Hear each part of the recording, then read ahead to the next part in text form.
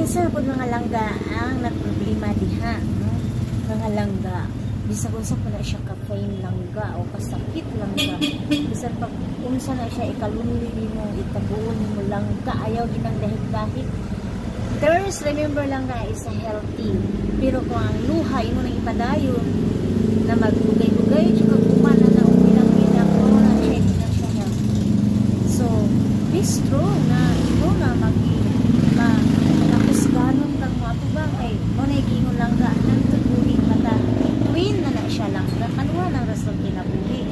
So healthy lang ta, and then okay, and then healthy basta man na importante, focus ta sa mga butang or asa ta na pwede natong